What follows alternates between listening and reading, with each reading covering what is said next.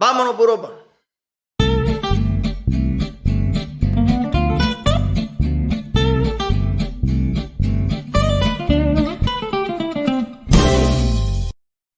Bueno, en Europa, como les decía, está ocurriendo el epicentro mundial de la batalla cultural, porque muchos países lo que quieren después es imitar. Son imitadores de lo que pasa en Europa porque dan a Europa como la civilización más avanzada, de más pensamiento, de más sigilos y sigilos, y después imitan.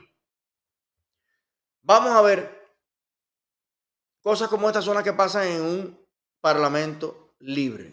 Escuche usted. Señora ministra, ¿van ustedes a reducir el gasto improductivo del Estado?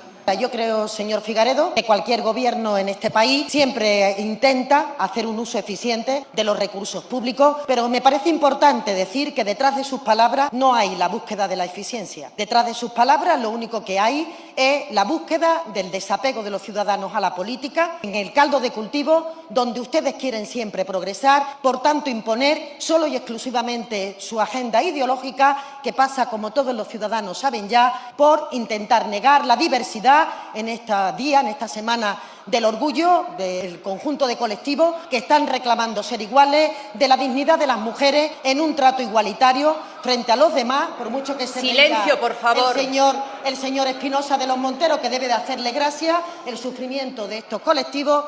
Igualmente, señoría, solamente decirle que el 80% del dinero de los presupuestos del presupuesto de España se destinan a el bienestar, por tanto, a la provisión de los servicios públicos, aquello que nos permite, en lo básico, al menos, ser todos iguales.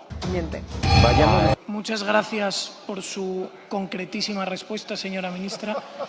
Tienen ustedes, señora ministra, el gobierno más caro de la historia. No uno muy caro, no uno bastante caro, el más caro de la historia. Tienen ustedes más ministros que nunca jamás en la historia de España. Tienen ustedes más altos cargos dentro de cada ministerio que nunca jamás en la historia de España. Tanto es así que se han permitido hasta crear direcciones generales para amigos íntimos del presidente del Gobierno, se han permitido colocar en la cabeza de las pocas empresas públicas que aún quedan a sus jefes de gabinete, a sus compañeros de partido.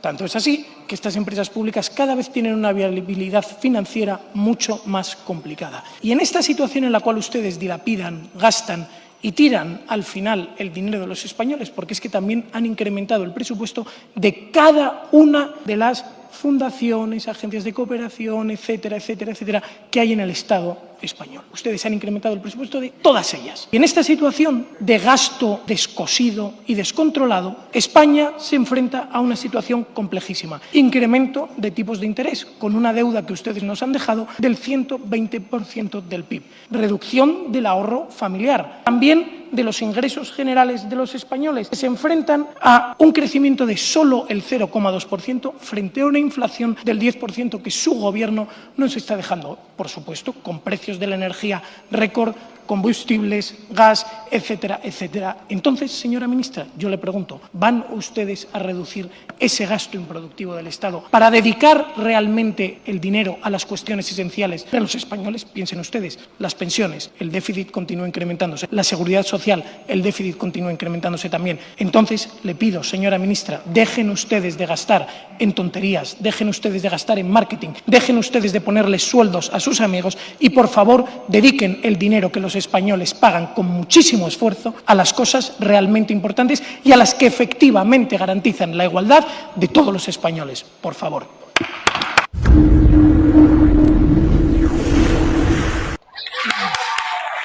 Y siempre explico.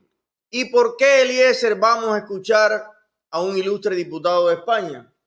Porque tenemos que soñar, tenemos que pensar que un día en ese Capitolio de La Habana se va a parar un diputado, se va a parar allí. Yo me imagino que ese señor pudiera ser yo mismo, o yo Chucho, o pudiera ser Carlito Madrid, o pudiera ser cualquiera de los 11,5 millones de cubanos que hay en Cuba, salir de Puerto Padre, de Camagüey, de Pinar del Río, de La Habana, de cualquier parte, pararse allí y decirle al gobierno de turno, deje de construir hoteles y arregle las termoeléctricas, deje de gastar, pero además para poder decir eso tienes que tener números. El problema o la cosa buena es que en España, en toda Europa, en Norteamérica, en los países libres y democráticos, los números están a la vista de todos. Las organizaciones, las estadísticas, las agencias del Estado de los números, oye, si hay algo que funciona bien es eso. Entonces yo puedo saber aquí cuánto cuesta la cena que hizo Biden en la Casa Blanca. Está ahí. ¿Cuánto gana Biden al mes? ¿En qué se invierte el dinero? Y aunque ellos lo hagan mal, yo puedo tener las pruebas en la mano de que lo están haciendo mal y puedo proponer que se haga de otra forma. Bueno, en Cuba ahora mismo yo le pregunto a cualquier diputado cubano, a ver, Josuán, párese ahí. Mira, Chucho, una llamada inteligente y buena que se puede hacer a Cuba sería con estos temas, averiguar el número de un diputado y decirle, ¿tú te imaginas que, diputado? Sí, soy yo el diputado. Diputado, tengo una pregunta de parte de los vecinos del barrio del Yarey, que no tenemos aquí asfalto desde 1959, es fango, es camino, no hay nada. Vale 6,000 pesos asfaltar aquí el camino. Y desde 1959 no hemos podido tener 6,000 pesos cubanos para asfaltar esto. Óyeme, ¿cuánto está invirtiendo el país? ¿Cuánto costó traer a Ana Hurtado acá? ¿Cuánto cuesta mantener el programa al filo? ¿Cuánto cuesta todo el sistema de propaganda comunista? ¿Cuánto cuestan los eventos antiimperialistas? ¿Cuánto cuesta la penetración allá en... oye, ¿no era mejor asfaltar el Yarey? Pero el tema es que en las dictaduras no solamente está prohibido quejarse, está prohibido proponer, está prohibido cambiar, está prohibido saber, está prohibido tener en la mano los números correctos de cada una de las cosas. Fíjate que los economistas, cuando hacen predicciones sobre Cuba, es la tarea más difícil que se le puede hacer a alguien porque no hay números, excepto los pocos números que la ONEI, la Oficina Nacional de Estadística, dirigida por otro general, aporta, y a veces esos números son escalofriantes. Ya después de maquillado y todo, ¿tú te imaginas qué tan feo puede ser una persona que después de pasar por todas las bases de maquillaje del mundo, fíjate que el maquillaje es capaz de hacer que alguien feo luzca bonito? Imagínate, después de que ellos maquillan los números de Cuba, a veces dan grima. La cantidad de suicidios en Cuba, la cantidad de accidentes, la cantidad de baches en Cuba, los metros de esto, lo de lo otro. Tú dices, Dios santo, los feminicidios, todo. Óyeme, dime tú si supiéramos los números reales. Si vemos los números de Cuba acabado de levantar y sin maquillar, la cruda realidad te cae para atrás. Entonces, mira, esa es una cosa interesante a los programas que les gusta hacer llamadas y eso. Le doy la idea a Ultra, Chucho, no sé si alguien más lo hace, pero esa podría ser una cosa. Vaya, además de los policías y eso, llamar a cualquier dirigente, diputado y decirle, mire, yo soy un ferviente admirador de la Revolución Cubana aquí en España y yo quiero defenderlos a ustedes, pero yo no tengo los números. Entonces yo quiero saber, porque me están diciendo aquí los gusanos, que en Cuba se invierte mucho más en los campos de golf que en arreglar los caminos. A ver, hay 3 números del Yarey de Vázquez, ¿qué dicen? Números de teléfono. Míralo ahí. Hay que ver quiénes son los diputados de Puerto Padre. Yo ni sé quiénes son. Pero habría que ver. Yo tengo el número de Josuán. Sí, yo tengo el número de Josuán. Sí, yo lo tengo. Ahora me acabo de acordar que alguien me lo dio. Alguien me lo dio. Te lo voy a pasar. Mira, tengo el de Josuán. Me dieron el otro día el del cangrejo, creo. Del gacho ese. Algo de eso. No, pero me acabo de acordar ahora porque eso es una de las cosas que alguien me lo pasó. Que igual esa gente, como lo queman ahí, qué sé yo, esa gente cambia el número y Texas le da diferentes números y todo eso. Pero puede ser. Habría que preguntarle eso. Bueno, siguiendo en Europa, recuerda que estamos viajando el mundo. Somos casi 3,000 cubanos y amigos libres del mundo entero conectados el día de hoy, a quienes agradezco nuevamente su sintonía. Y vamos, señores, al Vaticano un momentico. Ayer pasamos por el Vaticano, nos tomamos un juguito, un refresquito.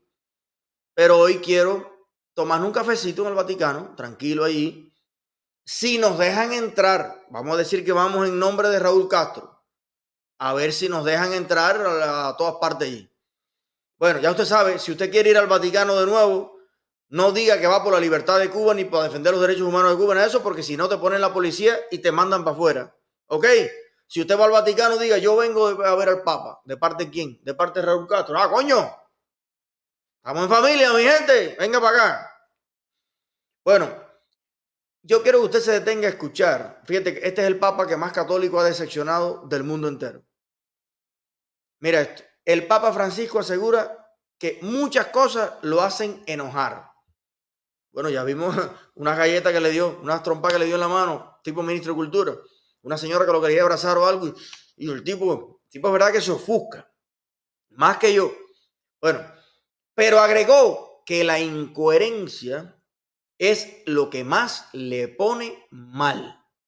Pero es interesante cómo él resume la idea. Vamos a ver. Entrevista de María Antonieta con el Papa Francisco, ella me dijo, esta es la entrevista que he estado esperando toda mi vida. Así que María Antonieta, regresamos contigo al Vaticano para que nos cuentes una de 1000 historias que estoy seguro tienes. A ver. Nuevamente te recibo, Jorge, desde Roma. Una jornada que es extraordinaria en la vida de un periodista que cubre el Vaticano, como ha sido mi caso.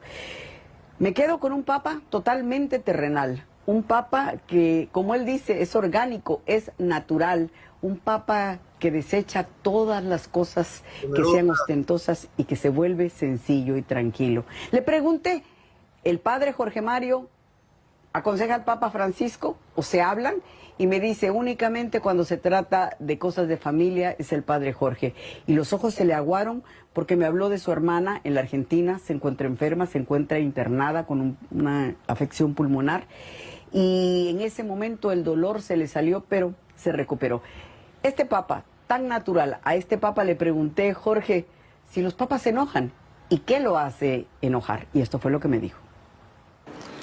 Uy, muchas cosas. Sí, ¿verdad? Y a veces cuando se me cae el café sobre la sotana me enojo. Sotana blanca, una gota de café. No, la incoherencia, a mí la incoherencia me pone mal, ¿no? ¿Y sabes por qué? Porque me refleja mis propias incoherencias. Pues esto es todo por el momento desde Roma. Gracias. Óigame, esto está interesante. Es como yo decir, a mí me enoja la mentira. ¿Y por qué? Porque me recuerda mis propias mentiras. A mí me enoja el abuso. ¿Por qué? Porque me recuerda mis propios abusos. A mí me enojan las dictaduras. A mí me enojan los dictadores. ¿Y por qué? Porque me recuerda a mis propios amigos dictadores. Óyeme, es verdad que es una incoherencia tras otra. Es una incoherencia tras otra este señor. Y dice que lo llaman comunista porque está muy ideologizado.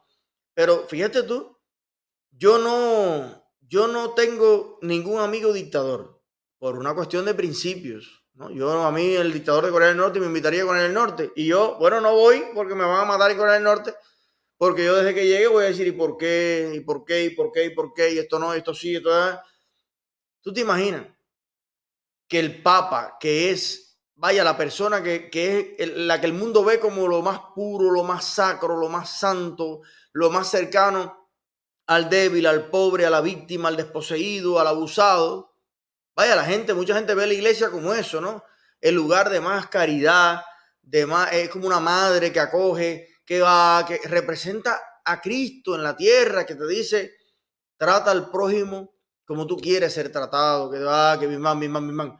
¿Cómo es posible que el representante de Dios en la tierra sea amigo personal, íntimo, humano de un asesino como Raúl Castro? Y que no sea capaz de influir.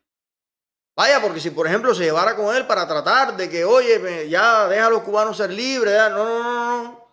Dice que él se puso contento cuando la libertad estuvo a punto de congeniarse ahí, mezclarse, chapoletearse con la dictadura de Raúl Castro. Lo que él quisiera es que la dictadura de Raúl Castro con la democracia de los Estados Unidos se lleven bien. Ni a Estados Unidos le preocupe los presos políticos en Cuba, ni lo que pasa nada en Cuba, y la dictadura pueda perfectamente beneficiarse de vivir al lado de la economía libre más importante del mundo. Tú como dictadura, el otro como democracia, y vamos a ser amiguitos todos.